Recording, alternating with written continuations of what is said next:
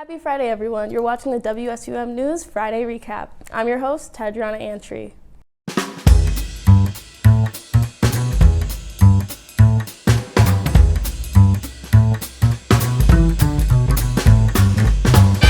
Here's a national news story involving the former President Trump. Former President Trump's rape suit began Tuesday. The lawsuit involves the former columnist E. Jean Carroll. She is suing the former president for battery and defamation. Carroll claims that Trump assaulted her in a department store dressing room back in 1996. She also claims that afterwards, he defamed her name when she spoke out about the matter. Trump has denied these allegations. Carroll explains in the courtroom how hurtful Trump's comments regarding her have been. She testified in the courtroom saying, quote, "The main thing was way too ugly." She detailed how hard these comments primarily made on Twitter have been affecting her and her will to get out of bed. Trump's lawyer told the majority male jury, quote, "It all comes down to, do you believe the unbelievable?" Unquote.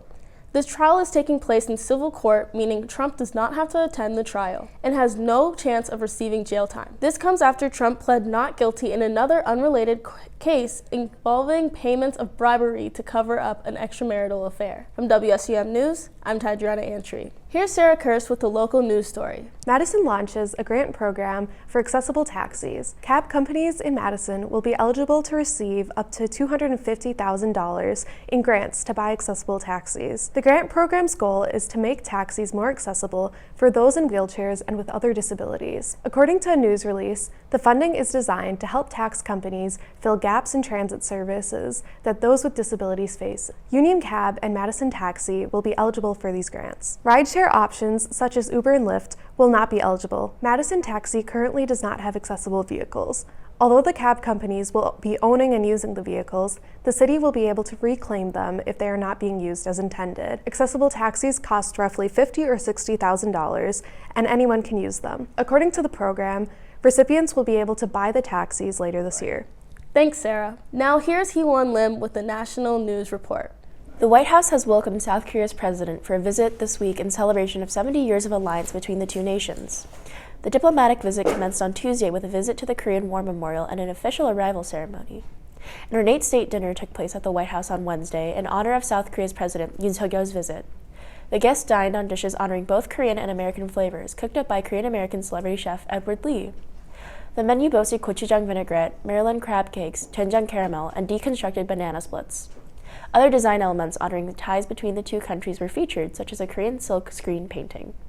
The painting depicts iconic national symbols for each country, such as the tiger and hibiscus flower for Korea, and the bald eagle and roses for America. For WSUM News, I'm Heewone. Thanks, Heewone.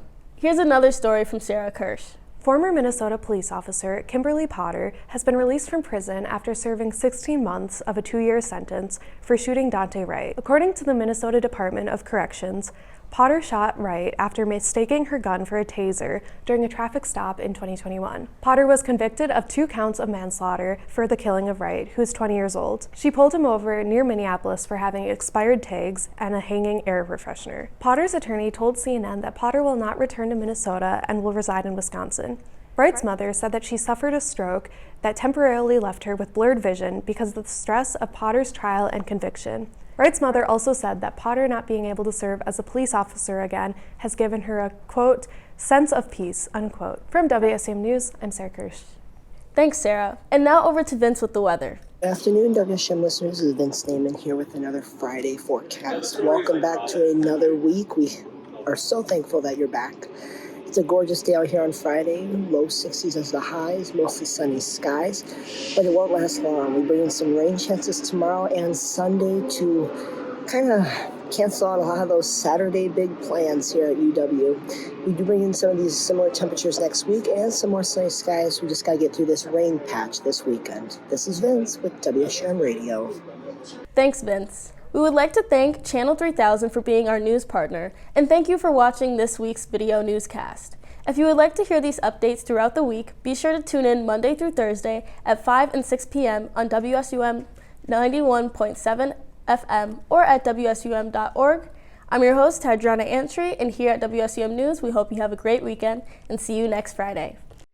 Once more, you open the door, and you're here. hearts are waiting.